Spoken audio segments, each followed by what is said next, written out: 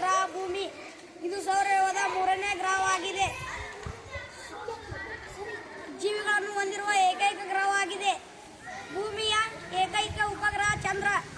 ನನಗೆ ಬಂದಿರುವ ವಿಷಯ ಗ್ರಹಗಳ ಬಗ್ಗೆ. ಇದು ಸೌರವ್ಯೂಹದ 4ನೇ ಗ್ರಹವಾಗಿದೆ. ಇದನ್ನು ಕೆಂಪು ಗ್ರಹ ಎಂದು ಕರೆಯುತ್ತಾರೆ. ಇದನ್ನು ಕಬ್ಬಿಣದ ಆಕ್ಸೈಡ್ ಹೊಂದಿರುವುದರಿಂದ ಕೆಂಪಾಗಿ ಕಾಣಿಸುತ್ತಿದ್ದು ಅದನ್ನು ಗ್ರಹ ಎಂದು ಕರೆಯುತ್ತಿದ್ದಾರೆ. ನನಗೆ ಬಂದ ವಿಷಯ ಗುರುಗ್ರಹ. ಇದು ಸೌರವ್ಯೂಹದ 5ನೇ ಗ್ರಹವಾಗಿದೆ. ಇದು ಸೌರವ್ಯೂಹದ ಅತ್ಯಂತ ದೊಡ್ಡ ಗ್ರಹ. ಈ ಗ್ರಹಕ್ಕೆ ಬೃಹಸ್ಪತಿ ಅಂತಲೂ ಕರೆಯುತ್ತಾರೆ.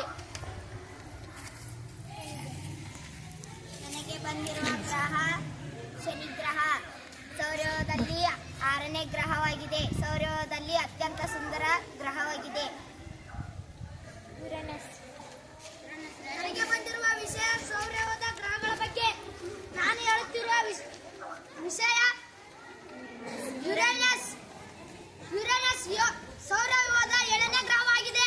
ನೀಲಿ ಮತ್ತು ಹಸಿರು ಬಣ್ಣದ ಗ್ರಹವಾಗಿದೆ.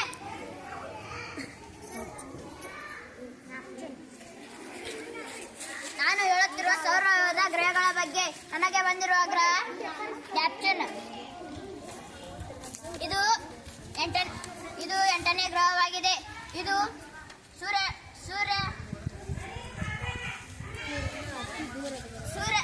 ಸೂರ್ಯನಿಂದ ಅತಿ ದೂರದಲ್ಲಿರುವ ಗ್ರಹವಾಗಿದೆ.